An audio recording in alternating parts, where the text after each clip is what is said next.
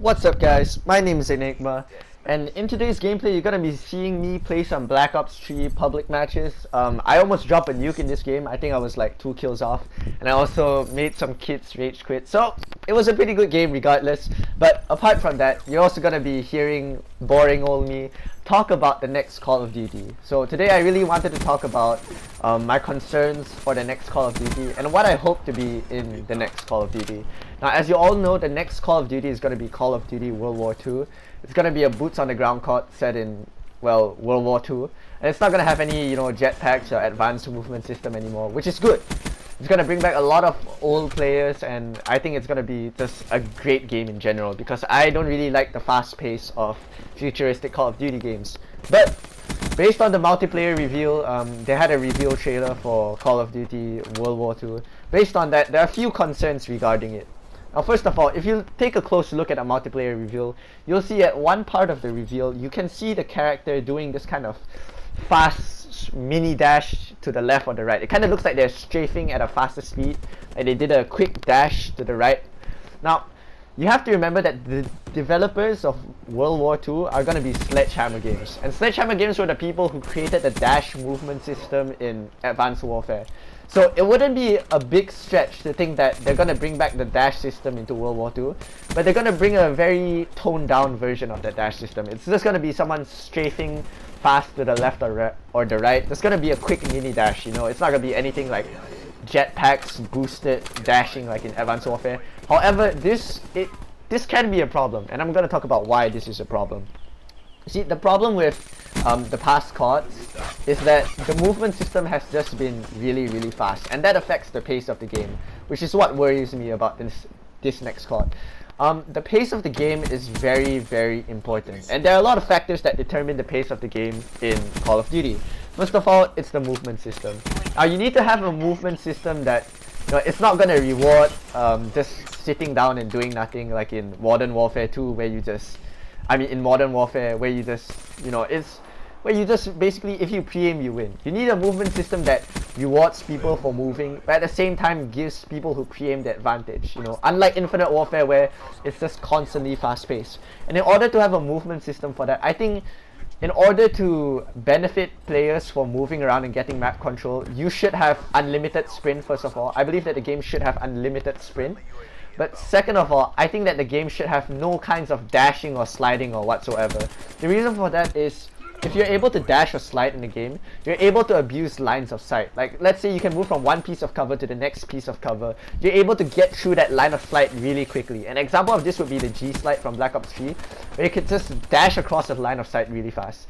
Now, the mini dash in the multiplayer reveal is nothing like the G slide, but the core principle is the same, and that's that, there shouldn't be any sliding whatsoever. Like, sliding just completely fucked up Infinite Warfare and Black Ops 3, so I hope it's not in the next COD. The next thing that is gonna affect the pace of the game is gonna be the time to kill and weapon balance, which I feel that is another thing that's really important to any COD game. Now, if you take a look at Infinite Warfare, the time to kill is just absurdly fast, and there's completely zero weapon balance at all. It's literally everyone just runs the K-bar or the NV4, and it creates a very stale COD environment. And if you want to make a good Call of Duty game, you need to have gun balancing. You need to give people a reason to run assault rifles on certain maps. So you need to give people a reason to run submachine guns on other parts of the maps. And all this is important to create balance in the game and give people advantages and reason to position themselves better. And if you have a slower time to kill, it rewards players with a higher skill level, because now people need to hit more bullets. They need to track people better in order to get kills. And what this is going to do is it's going to slow down the pace of the game. It's going to slow down the pace of the game where it's not just constantly people sliding around and people shooting you while sliding. And slowing down the pace of the game is good. It prioritizes people to, first of all, because of the unlimited sprint, to move to power positions fast on the map.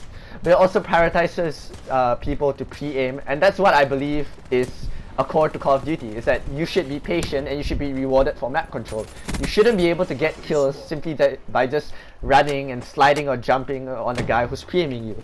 Now, apart from my concerns and hopes for the movement system and the pace of the game, a few other things that are worrying about the next Call of Duty is that they're gonna include female character models. Now this is completely fine, but the problem is that Call of Duty has always fucked up their character models. From the ghillie suit in Modern Warfare all the way to the synaptic rig in Infinite Warfare. Usually when they have a different character model, the hitboxes can be different. So it creates an unfair advantage to the players in the game, basically. So as long as they can keep the character models the same, that's perfectly fine. But one thing that's going to be a big problem is that since the next Call of Duty is set in the World War II era, we're going to see, I'm worried about the lack of trophy systems.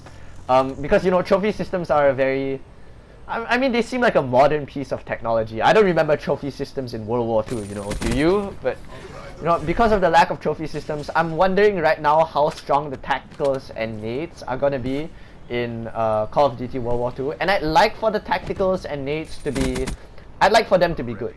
I'd like for them to be strong. I wouldn't want anything to be as overpowered as Modern Warfare, but good tacticals and good grenades, you know, it creates a higher skill gap in the game, and I think players should be rewarded for that. Finally, I hope the maps have good lines of sight. I hope they, you know, they have long lines of sights for ARs and short lines of sights for subs to spread weapon balance. And I hope you get to choose your reticle color, like in CSGO, because that's a personal preference that I think should be in any video game that's played competitively. So finally, thank you for listening to me rant in this video. That was my opinions on Call of Duty World War II. I end the game 45-2. Hope you guys enjoyed the video. Peace.